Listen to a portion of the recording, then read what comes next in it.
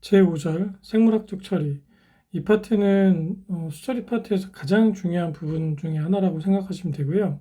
시험 문제 출제가 가장 빈번하게 되는 파트입니다. 우선 기본적으로 생물학적 처리의 원리 부분에서는 이제 개회에 대해서 우리가 알아야겠죠. 그래서 이 부분은 이제 미생물을 이용해서 폐수를 처리하는 방법이라고 생각하시면 되고요. 굉장히 넓은 범위에서 사용할 수 있다. 그리고 조건만 잘 맞으면 거의 독성 물질이나 중금속 빼고는 거의 모든 물질을 다 처리할 수 있는 굉장히 폭넓은 공정으로 이해하시면 됩니다. 문제는 이제 생물학적 처리에 대한 이야기죠. 답은 1번입니다. 두 번째로 폐수 처리할 때 사용하는 미생물에 대한 이야기가 지금 나오죠. 미생물의 크기에 대한 기준이 간혹 시험에 나오고요. 그리고 후생동물, 원생동물, 조류, 균류, 세균, 바이러스 이렇게 다양한 생물, 그러니까 작은 생물을 우리가 미생물이라고 한다. 그래서 미생물에는 크게 호기성과 혐기성 미생물이 있어요. 그래서 호기성은 산소를 좋아하는, 혐기성은 산소를 싫어하는. 그래서 산소를 이용을 해서 최종 산물로 물과 이산화탄소를 배출을 하고요. 그리고 혐기성은 이제 산소가 없거나 결핍된 상태에서 메테인과 이산화탄소를 배출을 한다라고 보시면 됩니다. 원생생물은 이제 미생물로 분류가 되긴 하지만 이 원생생물로 우리가 생물학적 처리를 하진 않아요. 주로 이제 제거해야 되는 특히 이제 진핵 미생물 같은 경우에 제거 대상으로 여겨지는 경우가 많이 있습니다. 그래서 한번 읽어보시고 핵막이 유무에 따라서 이렇게 나뉘어진다? 그 정도만 이해하시면 좋을 것 같습니다. 이 조류가 좀 중요한데요. 얘가 이제 식물성 플랑크톤의 일종입니다. 그래서 얘는 광합성을 해요. 그래서 조류가 많아졌을 때 이게 녹조, 적조 현상 이렇게 일어나잖아요. 그 내용을 좀 숙지를 하시고 결국에 이제 과도한 조류 성장으로 인해서 맛, 색, 냄새 유발 등의 문제를 이제 일으킬 수 있다. 그래서 요거를 제거하기 위해서 우리가 3차 처리로 다양한 공정을 이용해서 제거를 합니다. 그리고 이제 세균이 박테리아가 얘를 이용해서 우리가 수처리를 하는 미생물인 거예요. 그래서 대부분의 수처리가 박테리아를 이용을 합니다. 그래서 이 기본적인 특성들 좀 숙지를 해두시고요. 마지막에 이제 이 내용이 나와 있죠. 생물학적 수처리의 주체다.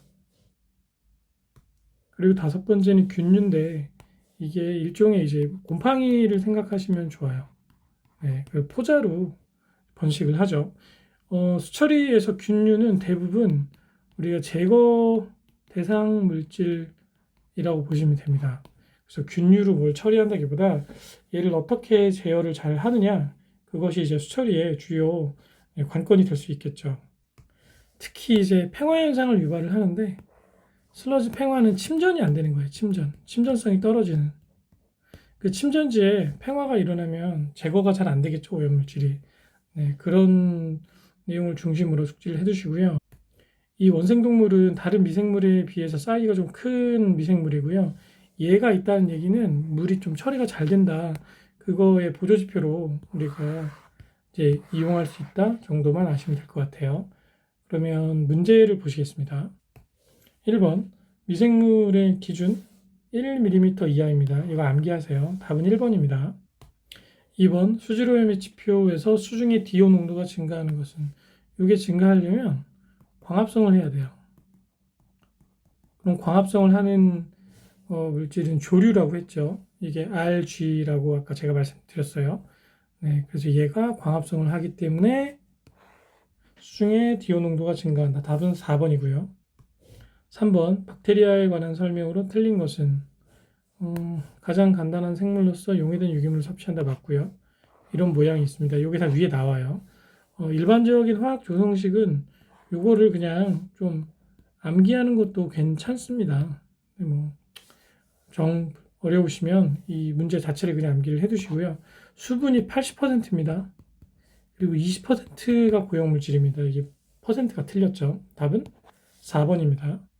4번, 용존산소에 가장 민감하다고 볼 수 있는 미생물은 이 문제를 그냥 암기를 해주세요. 답은 로티퍼인데요. 얘가 원생동물이에요. 네, 그래서 용존산소가 있어야 서식이 가능합니다. 깨끗한 형태에서. 답은 2번이고요. 슬러지 팽화 현상이 일어날 때 가장 많이 출현하는 미생물. 이거는 좀 암기를 해주세요. 이게 펀자이가 얘가 균류잖아요. 균류. 이 슬러지 팽화를 유발시키는 균류가 사상성균이에요. 사상성균. 사상성 균류. 이게 뜻하는 게 실처럼 생긴 거예요. 이렇게. 네, 그래서 얘네들이 그 침전물을 이렇게 붓게 해서 갈아 침강성을 저해하는 그런 역할을 합니다. 그래서 이제 팽화 현상이 일어나는 거죠. 답은 4번입니다. 핵심 이론 03 미생물의 증식 단계. 이 그래프가 시험에 가끔 나오거든요. 그래서 세포의 수의 증감에 따라서 시간에 흐르는 어떤 방향을 우리가 X축으로 두고 이제 Y축은 세포의 수로 우리가 두면 유도기에 이제 세포들이 적응을 하는 시기고요. 대수기에 이제 성장을 합니다. 사람으로 따지면 이제 청소년기라고 생각하시면 돼요. 그리고 정지기는 더 이상 크지 않고 이제 사멸기는 먹을 것이 없어서 이제 죽기 시작하는 그 시기를 의미를 한다고 보면 되고요. 우리는 이 네 가지 단계 가운데 이 대수증식기를 이용을 해서 오염물질을 제거해야 되는 겁니다. 그리고 추후에는 사멸기를 유도를 해서 그 미생물도 제거 스스로 사라질 수 있게 유도를 하는 것도 필요하죠. 1번 미생물의 증식 과정 중에 영양소의 고갈, 미생물이 원형질을 분해해서 즉 자기 몸을 분해를 해서 에너지를 얻으면서 사라지는 시기를 의미를 하고요. 얘는 사멸기에 대한 설명입니다. 답은 4번입니다. 2번 회분식으로 일정한 양의 에너지를 아까 그 그래프로 보여드렸던 내용들을 순서대로 나열을 하면 처음에 적응하고요.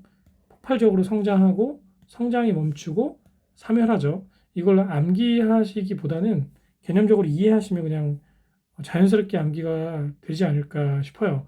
적응하고 성장하고 멈춘 다음에 사멸한다. 그렇게 암기를 하시면 좀 더 오래 기억에 남을 것 같습니다. 답은 3번입니다.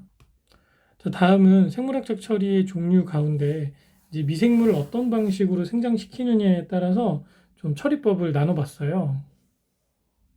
우선 이제 미생물을 떠다니게 해서 성장을 시키거나 어디에 부착시켜서 성장을 시키거나 그 두 가지 대표적인 방법이 있습니다.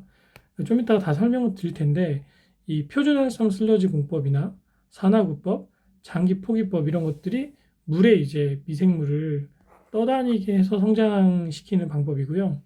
살수여성법이나 회전 원판법은 어떤 특정한 그 여제나 그런 판에 부착해서 미생물을 성장시키면서 폐수를 처리하는 방식이라고 생각하시면 돼요.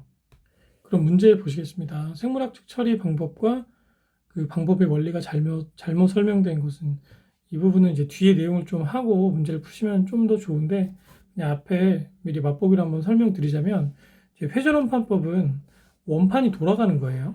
원판이 이렇게 돌아가고 폐수에 이렇게 잠겨 있습니다. 그래서 여기 안에 이제 폐수가 있고 원판이 이렇게 회전을 해요. 그러면서 안에 들어갔을 때는 폐수를 묻혀서 위로 올라가면 산소를 자동적으로 공급을 받아서 미생물이 처리하고 이런 방식이라고 생각하시면 되거든요. 그래서 얘는 별도의 폭기 장치가 없어요. 네, 맞죠? 접촉 안정법은 이제 생물 흡수를 하는 그 유기물 흡착 반응조하고 그리고 이제 흡착된 물질을 이제 생물학적으로 산화하는 또 2차 반응조가 있어요. 네. 그래서 산화 반응조. 여기 이제 흡착 반응조죠. 흡착 반응조. 그래서 좀 고농도의 폐수를 처리하는 용도로 도시 폐수 처리하는 데 쓰거든요. 그래서 이 내용은 맞습니다. 심층 포기법은 이제 U자형 관을 이용해서 포기를 실시한다. 주로 부상조를 사용해서 슬러지를 분리시킨다. 이 내용도 맞고요.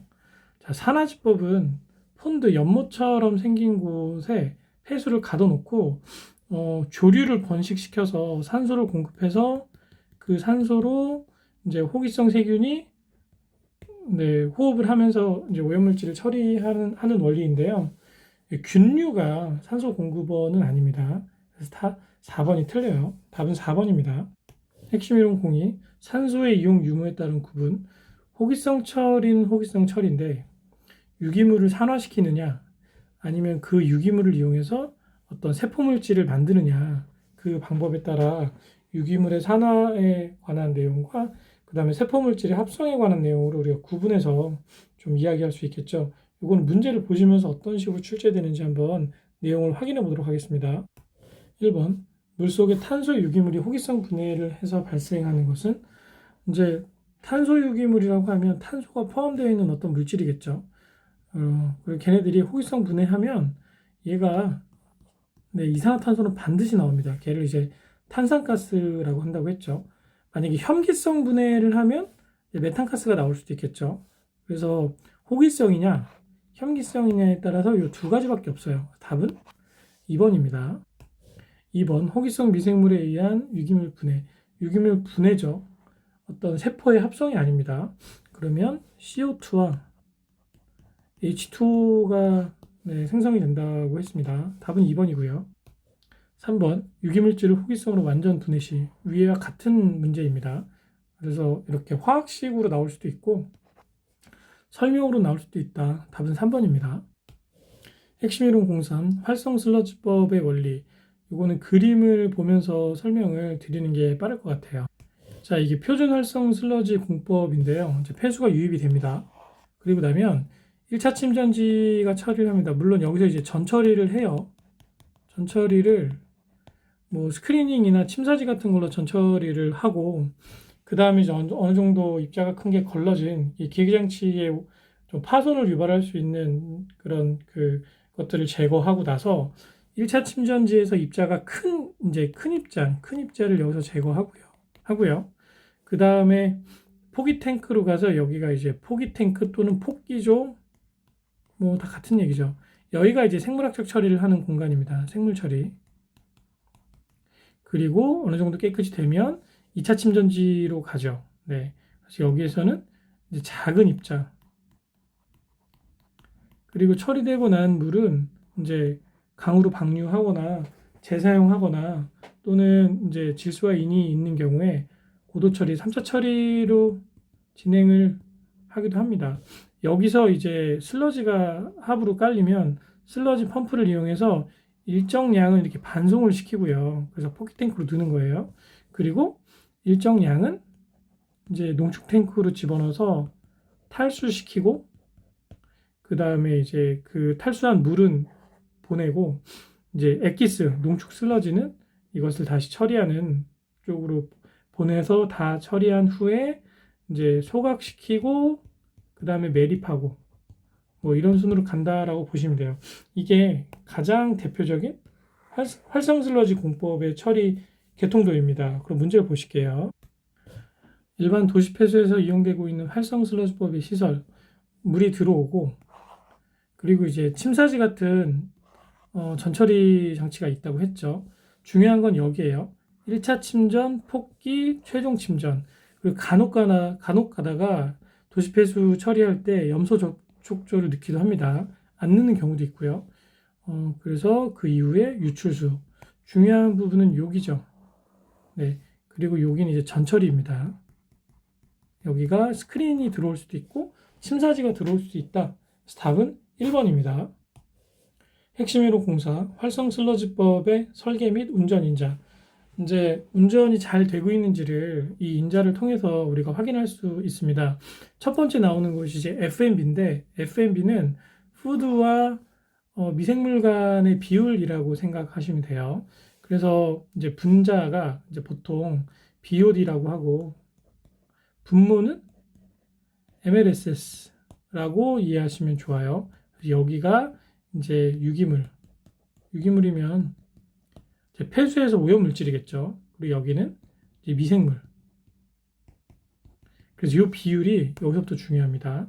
0.2에서 0.4kg per 이제 kg mLSS 1kg의 미생물당 0.2에서 0.4kg의 먹이가 폐수가 있어야 하루에 적당하게 처리할 수 있다라고 이해하시면 좋아요.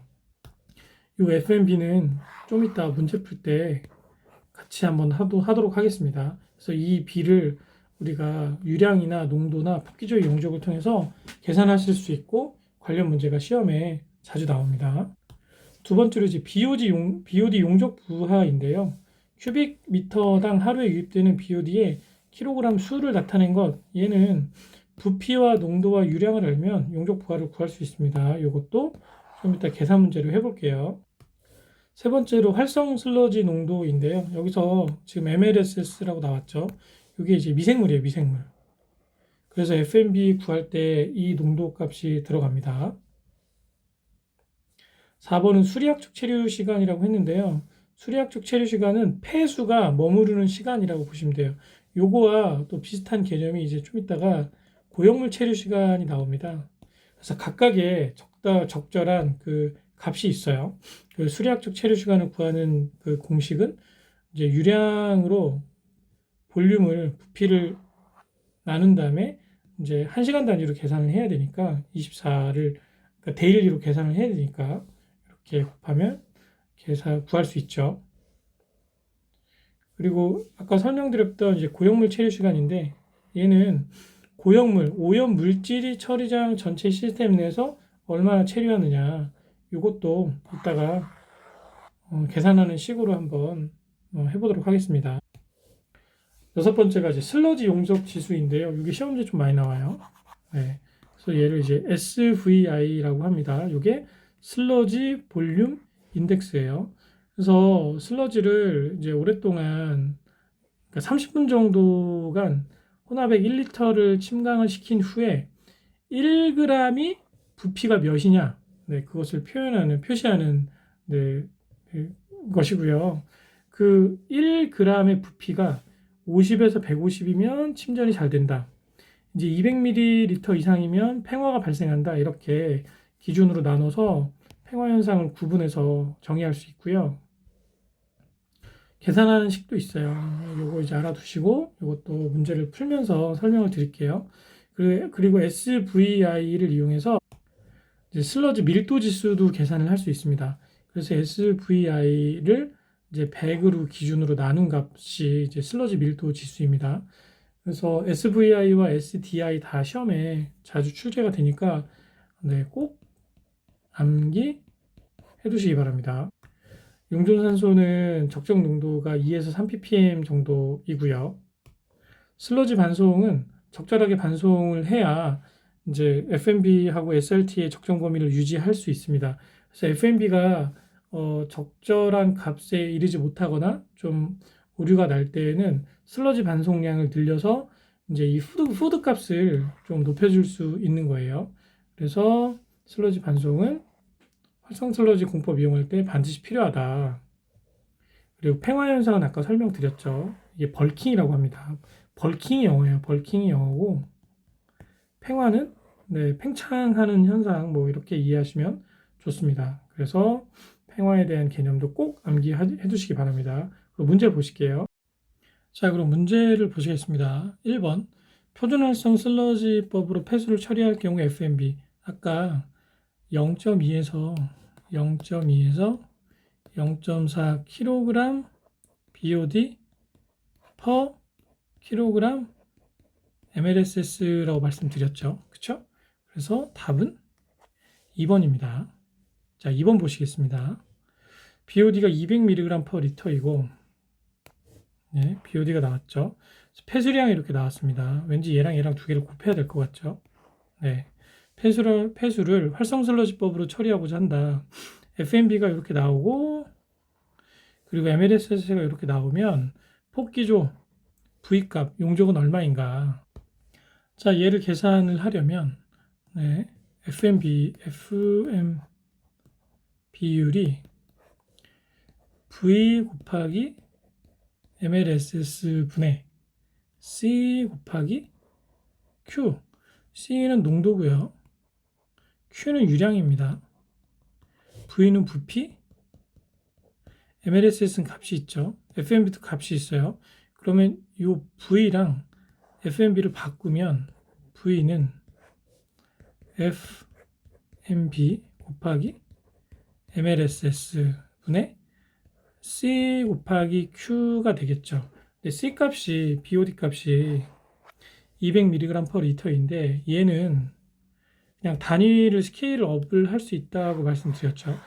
그래서 얘를 따로 뭐 할 게 아니라 200mg/L는 200g/큐빅미터가 됩니다. 그럼 얘를 바로 곱할게요. 200g/큐빅미터 곱하기 1500큐빅미터/day를 이제 FMB가 0.4죠. 곱하기 MLSS 얼마입니까?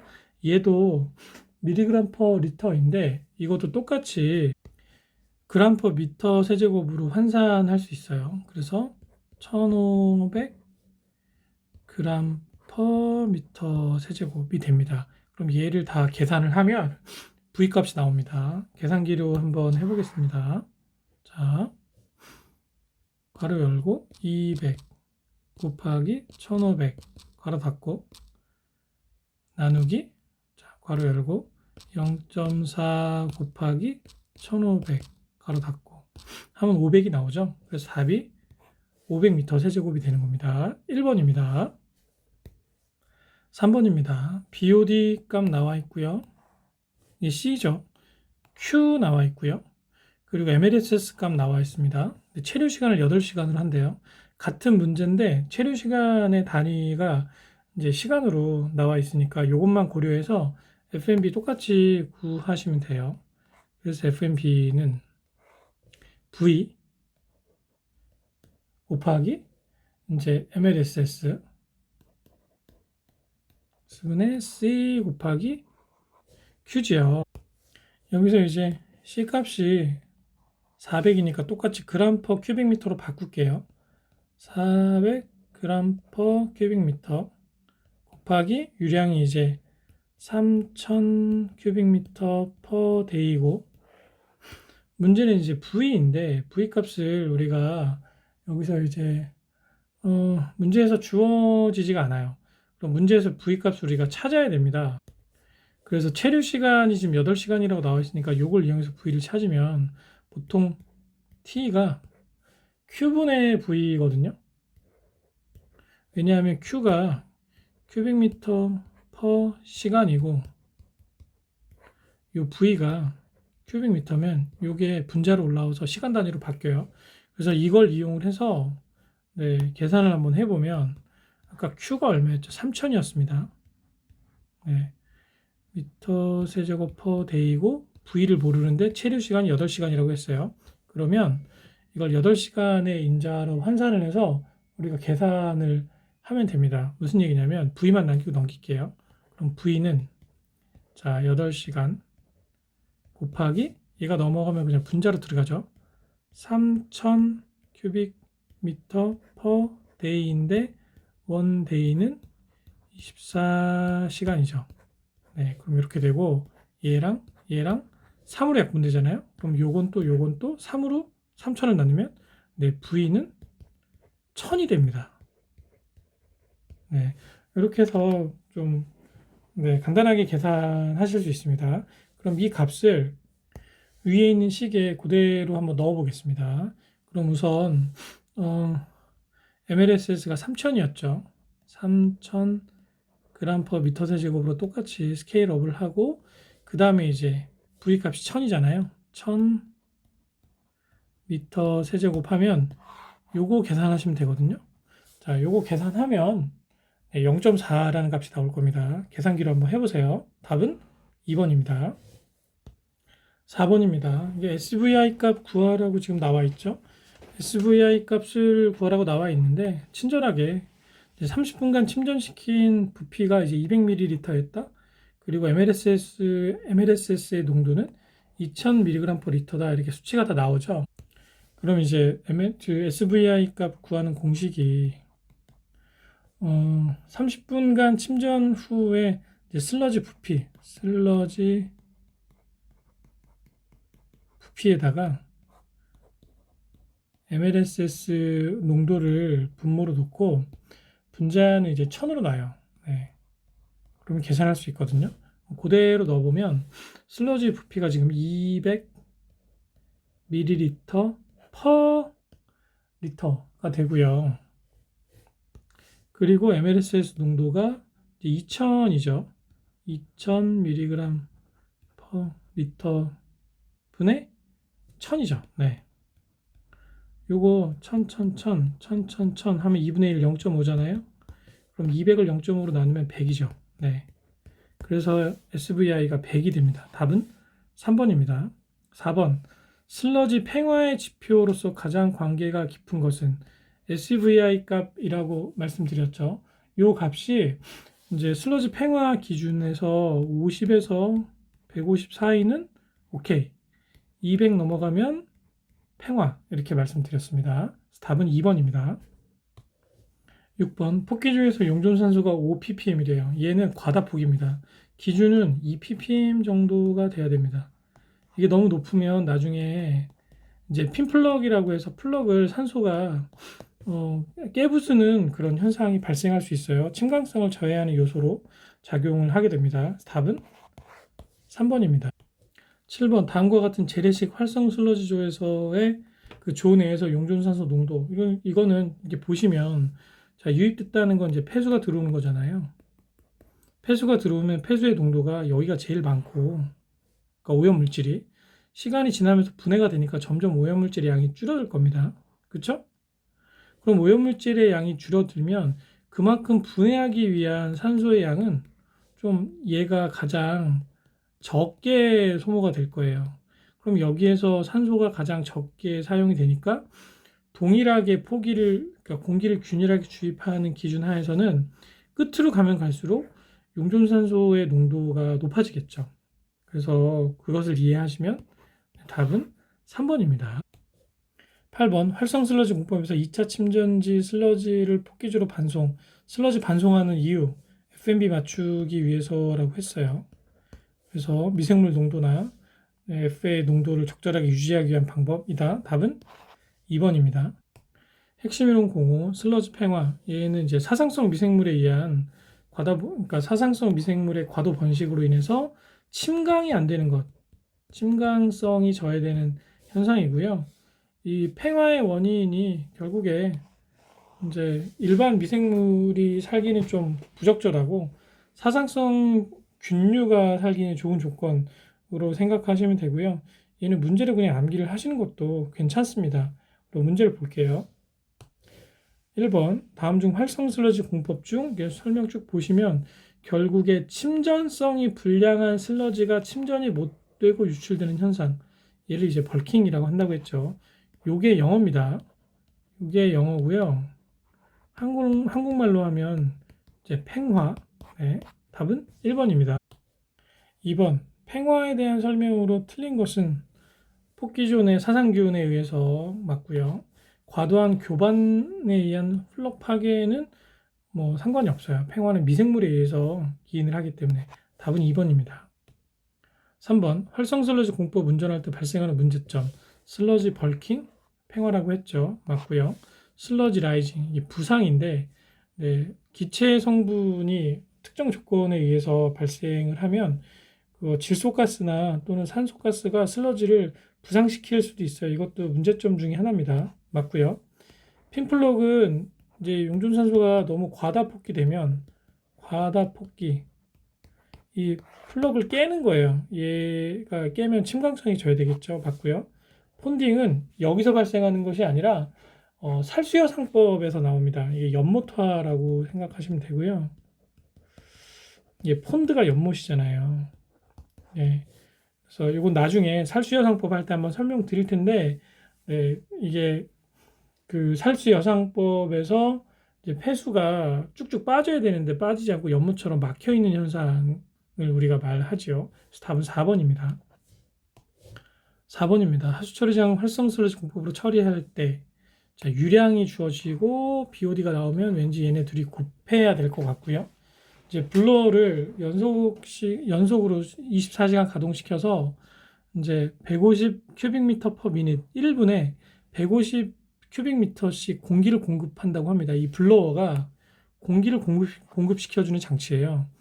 그래서 BOD를 80% 제거한다고 하면 제거된 BOD 1kg당 소모된 공기의 양은 도대체 어떻게 풀어야 되는지 어렵게 생각하실 수 있는데 한번 같이 한번 볼게요. 우선 공기 공급량을 계산을 해보겠습니다. 자, 공기가 얼마나 공급됐느냐. 예, 계산을 해보면 지금 150이죠. 네, 150 큐빅미터 퍼 미닛. 근데 얘를 이제 여기서 문제에서 따지는 게 데일리로 유량이 나와 있기 때문에 이제 데이로 한번 바꿔 볼게요. 그러면 60미닛이 1시간이고 24시간이 원데이잖아요. 그럼 하루에 얼마 공급되는지를 계산할 수 있어요. 그래서 60 곱하기 24 곱하기 150을 하면 얘가 계산을 해 보십시오. 그러면 21만 6천 큐빅미터 퍼 데이라는 숫자가 나옵니다. 그럼 얘가 하루에 공급되는 공기의 양입니다. 두 번째는 이제 BOD 값을 찾아야 돼요. BOD 농도는 지금 BOD가 이제 250mg per 리터니까 얘를 문제에서 이제 킬로그램 단위로 계산을 해야 되잖아요. 킬로그램 바꿀게요. 그러면 250g per 큐빅미터와 같고 얘를 킬로그램으로 바꾸면 0.25 킬로그램 per 큐빅미터가 나오겠죠. 자, 그럼 이 상태에서 답이 지금 공기가 공급된 양을 BOD 값으로 나눈 값이기 때문에 이 공기가 공급된 것을 분자로 넣고, 즉 21만 6천 큐빅미터 퍼 데이를 분자로 넣고 분모에 BOD량과 최적을 곱해서, 그러니까 유량을 곱해서 정확히 하루에 얼마씩 이 BOD가 부하가 되는지를 계산하시면 돼요. 그럼 얘를 0.25kg per 미터 세제곱 곱하기 유량이 이제 2만이잖아요. 2만 큐빅미터 per day죠. 네, 요거 계산하면 되거든요. 요거는 같이 한번 계산을 해보시죠. 네, 21만 6천 나누기 가로 열고 0.25 곱하기 2만 하면 43.2라는 숫자가 나오죠. 답은 1번입니다. 핵심이론 공유, 활성 슬러지법의 종류, 각 활성 슬러지법에 따른 어떤 그 주요 인자와 그 다음에 설명에 대한 내용으로 제가 지금부터 진행을 하도록 하겠습니다. 우선 첫 번째 이제 표준 활성 슬러지법인데 중요한 것이 이제 기준 인자가 용존산소 이 ppm 정도, 그리고 pH는 중성 영역, 그리고 온도는 이제 25도에서 30도씨 정도, FMB, 그리고 뭐 이 정도만 암기하시면 좋을 것 같아요. 그래서 아까 설명드린 것처럼 침전지, 폭기조, 2차 침전지. 2차 침전지에서 이렇게 반송한다고 했죠. 네. 그리고 여기서 슬러지 빼고, 여기서도 슬러지 빼고, 그리고 나머지는 처리수로 방류한다, 강으로. 두 번째가 계단식 포기법인데요. 얘는 활성 슬러지 변법이에요. 그래서 조금 활성 슬러지법을 다양한 그 방식으로 활용한 그런 첫 번째 방법이라고 생각하시면 되고요. 얘를 쓰면 이제 유입부와 유출부의 BOD가 부하가 달라지는 것을 조금 평균적으로 맞춰줄 수 있고, 그렇게 하면 폭기조 용량을 좀 줄여줄 수 있는 장점이 있습니다. 그래서 이렇게 계단식으로 이제 침전지에서 이제 폭기조로 이렇게 내려가면 이렇게 순서대로 내려가면서 여기서 이제 공기를 유입시키는 형식이고요.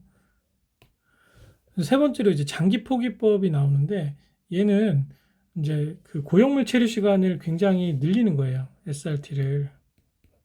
네, 여기서는 설명이 지금 안 나와 있는데, 그래서 SRT를 매우 길게 유지를 하면 이제 내생성장기가 돼서 미생물이 스스로 이제 사멸합니다. 그래서 이런 것을 이용을 해서 이제 FMB를 적절하게 유지를 하고, 그리고 결국에는 이제 잉여 슬러지의 발생을 적게 하는, 잉여 슬러지가 이게 처리하기가 곤란하거든요. 처리가 하기 힘들어요, 사실.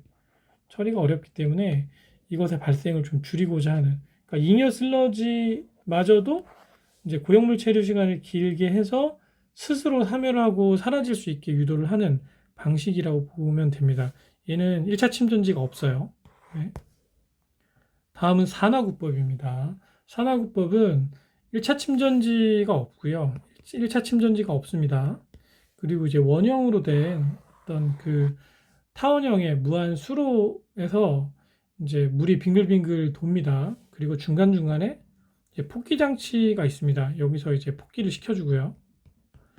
얘는 좀 저부하의 폐수 처리할 때 상당히 좋고, 첫 번째가 이제 저부하 폐수, 오염 농도가 높지 않은, 그리고 질소 제거도 중간에 되거든요. 이게 무산소 상태가 좀 유지가 되면 네, 질산화 반응이 진행이 되면서 거기서 질소가 제거가 됩니다. 그래서 부하가 낮고 고도 처리도 일정량이 가능하다, 그런 특징이 있는 처리 방법이라고 생각하시면 됩니다. 심층 포기법은 부지 면적이 넓지 않을 때 물을 깊게 파가지고 처리하는 방법으로 생각하시면 되고요. 회전원판법이 시험 문제 좀 많이 나오는데, 얘는 아까 설명 한번 드린 것처럼 원판이 이렇게 있고 요게 폐수에 이렇게 잠겨 있어요. 이게 이렇게 돌겠죠. 그래서 하부 들어갈 때 폐수와 반응하고 위로 올라오면 그 폐수가 여기에 있는 산소와 미생물이 결합해서 오염물질을 제거하는 형태. 얘는 폭기조가 필요 없겠죠. 네, 그런 특징이 있다. 자, 마지막으로 연속 회분식 처리 방법입니다. 한 개의 회분조, SBR 공법이라고 합니다. 그래서 SBR 공법으로 암기를 하고 계셔도 돼요. 그래서 한 개의 회분조에서 전체의 공정이 다 여기서 진행이 되는 거예요. 그래서 따로 뭐 침전지, 뭐 1차 침전지, 뭐 폭기조 이런 게 있는 게 아니라 하나의 물탱크 안에서 다 처리하는 겁니다. 그래서 얘도 이제 폐수의 양이 이렇게 많지 않은 경우, 부하가 낮은 경우에 많이 활용이 되고요. 주로 이제 질소와 인, 즉 고도 처리 공법이라고 생각하시면 됩니다. 1번 연속 회분식 활성 슬러지법에 관한 설명으로 거리가 먼 것은, 하나의 물탱크 안에서 다 한다고 그랬죠. 네, 반성 필요 없고, 유입기를 현기 상태로 할 경우 용존산소가 거의 없도록 할 수 있어 폭기 시 산소 전달 효율을 극대화할 수 있습니다. 네, 그리고 반응조의 일부만 사용하지 않죠. 전체를 다 사용합니다. 그래서 이게 틀리죠. 답은 3번입니다. 2번 활성 슬러지 변법인 것은 아닌 것은 구별하는 건데, 계단식 폭기, 접촉 안정, 장기간 폭기 다 이거 활성 슬러지법이고요. 얘는 부착식이잖아요. 그쵸? 그래서 얘는 이제 활성 슬러지 맞고, 얘는 결이 다르죠. 답은 4번입니다. 3번 회전원판 접촉법과 가장 관계가 먼 것은 폭기 장치가 필요가 없다. 그쵸? 답은 3번입니다. 7번 살수여상법. 살수여상법은 살수가 물을 뿌리는 거잖아요. 그래서 쉽게 얘기해서 이제 상부에서 폐수를 이렇게 뿌립니다. 그리고 큰 탱크에 이제 여제들이 있어요. 여제가 뭐 다양한 모양으로 생긴 그런 이게 구조물 같은 거를 이렇게 만들어서 플라스틱이나 또는 자갈도 여제로 사용할 수 있죠. 얘네들이 가득 담겨 있어요. 그러면 이 여제 표면에 미생물이 도포되어 있습니다. 그래서 이렇게 그 살수된 폐수가 이 여제 표면에 붙어 있는 미생물에 의해서 처리가 되는 그런 방법을 살수여상법이라고 합니다. 원리를 이해하시면 좀 암기하기가 쉬운데요.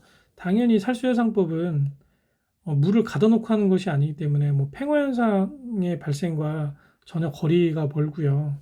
그리고 전반적으로 좀 뭐 이 슬러지도 거의 안 나오고 운전도 쉽고 비용도 적고 이런 장점이 있는 반면에 기본적으로 물을 뿌려줘야 되기 때문에 거기에 해당하는 그 동력비가 좀 많이 들어가고요.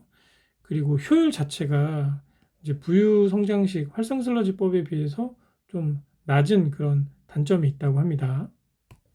그래서 살수여상 운영할 때 발생되는 문제점이 결국에 이제 연모터가 되면 여기가 폐수가 갇혀 있으면 안 돼요. 근데 이 여제들끼리 너무 이제 미생물의 막이 많이 이제 끼거나 또는 그 겉 표면에 이물질이 너무 많이 끼면 이게 물이 퇴수가 잘 안 되게 됩니다. 빠져나가야 되는데 그럼 이게 연못처럼 물이 갇혀 있는 형태로 변하는 거예요. 그게 연모타 현상이거든요. 연모타가 되면 냄새도 나고 거기에 파리나 모기도 살게 되고 그리고 생물막이 오랫동안 너무 두꺼워지면 이게 무거워져서 떨어질 수도 있겠죠. 그런 단점이 다 발생이 그런 문제점들이 다 발생될 수 있는 겁니다. 그래서 이 내용들은 이해하시고 암기하면 좀 좋을 것 같아요. 처리 과정은 유입수, 스크린 여기가 이제 전처리고요. 1차 침전, 2차 침전 똑같은데 여기 폭기조 대신 살수여상제 넣은 거 빼면은 거의 동일하다고 생각하시면 되고 미생물을 붙이는 매질은 폐수와 공기가 잘 통과하면서 미생물은 잘 달라붙는 그런 매질로 정하는 것이 좋다. 그럼 문제 보시겠습니다. 대표적인 부착 성장식 생물학적 처리 살수여상이죠. 다른 건 다 틀려요. 이거 활성, 이건 화학적 방법, 이모프 탱크는 그 현기 처리 공법 중에 하나입니다. 그래서 답은 3번입니다. 2번 살수여상법 유의점 파리 발생, 여상의 폐쇄, 생물막 탈락, 팽화는 이거는 전혀 관련이 없죠. 폐수를 뭐 갖춰놓고 이거를 처리하는 부유성장식이 아니기 때문에 답은 4번입니다. 3번 살수여상의 매질, 얘는 미생물이 잘 자라야 되고 폐수나 공기는 통과해야 되는데 박테리아 통과하면 안 되죠. 답은 4번이죠. 4번 연모타 현상의 원인, 결국에 유기물이 너무 많이 부하량이 커서 이제 막히는 그런 그 여제와 여제 사이가 막히는 현상이라고 말씀드렸죠. 부하량이 적으면 연모타 현상이 일어날 수가 없겠죠. 답은 1번입니다. 5번입니다. 최초 유입 폐수의 BOD가 이제 400 ppm이고요. 폐수량이 200이면 왠지 얘 두 개 곱하고 싶지 않으십니까? 네, 곱하게 될 겁니다. 처리하고자 하는데 살수여가 처리 전에 BOD, 전처리 및 1차 처리, 전처리 한 번 하고 1차 처리 한 번 하고 두 번 한다고 했어요. 각각 20%씩 제거된다고 합니다. 그러면 계산을 해볼게요. 처음에 BOD 농도가 이제 400이라고 했잖아요. 네, 그러면 400 ppm인데 여기서 20%가 먼저 제거된대요. 그러면 1-0.2 빼면 0.8이죠. 여기에 또 20%가 제거가 된답니다. 네. 이거 계산하면 256 ppm이 나올 거예요. 자, 이 값을 기준으로 BOD 용적 부하를 구하는 계산식을 대입을 해보겠습니다. 자, BOD 용적 부하는 우선 여상의 유효 용적분의 그 다음에 이제 BOD겠죠. 그쵸? BOD 농도 곱하기 이제 유입수량. 그래서 이 용적부하라는 값 자체가 이게 의미하는 바가 단위 큐빅미터당 하루에 몇 킬로그램의 BOD가 이제 부하가 되느냐 그것을 계산하라는 문제예요. 그러면 우리가 구하고자 하는 게 여상의 유효 용적이잖아요. 그럼 얘랑 값을 스위치를 할게요. 그러면 얘가 이제 유효 용적이 용적 부하가 1.6kg per 큐빅미터 데이죠. 그리고 분자는 아까 BOD 농도 계산한 거 몇이었습니까? 256 ppm이잖아요. 256 얘를 똑같이 그램 퍼 미터 세제곱으로 그냥 바꿀게요. 그램 퍼 큐빅미터 곱하기 유입수량이 폐수량, 유량 200이잖아요. 200 큐빅미터 per day 하면 요거 계산을 하시면 되거든요. 계산해 보시면 답이 32라는 값이 나올 거예요. 그래서 답이 1번 32 큐빅미터입니다. 핵심 이론 08 접촉산화법. 접촉산화법도 이제 생물막 이용하는 방법 중에 하나인데요.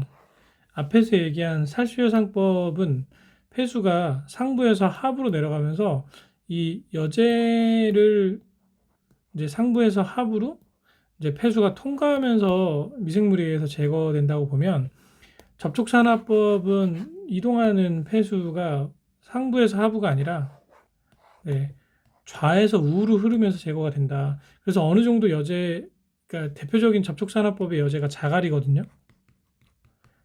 쇠석이나 이런 돌을 이용해서 돌을 이제 여기다 잔뜩 깔아 놓고, 네, 여기 이렇게 다 돌입니다. 그래서 폐수가 좌측에서 우측으로 이동하면서 이 그 여제 표면에 붙어 있는 미생물에 의해서 처리가 되는, 이 방식은 똑같지만 폐수가 이동하는 방향이 다르다라고 좀 이해하시면 좋습니다. 그래서 뭐 그래서 장단점이 이렇게 있는데 한번 읽어보시고 문제를 한번 보실게요. 그럼 문제를 보시겠습니다. 접촉산화법, 다른 말로 이제 호기성 침지 여상이라고 한다고 합니다. 여제가 이제 물에 잠겨 있다, 뭐 이런 뜻이겠죠. 설명으로 적합하지 않은 것은 매체로서 벌집, 모듈, 벌크 뭐 이런 것을 씁니다. 부하 변동과 유해 물질에 대한 내성이 높습니다. 이것도 맞고요. 운전 휴지 기간에 대한 적응력이 낮다. 이거는 틀려요. 왜냐하면 이제 미생물을 생물막으로 형성해서 처리하는 공법이기 때문에 이제 운영을 쉬고 있는 동안에도 어느 정도 시간까지는 생물막이 유지될 확률이 되게 높다고 합니다. 그래서 요거는 이제 틀리고요. 그리고 이제 접촉산화법이 이제 처리수의 품질이 상당히 높은 경우가 많아서 투시도가 높게 형성되는 경우가 많다고 하죠. 답은 3번입니다.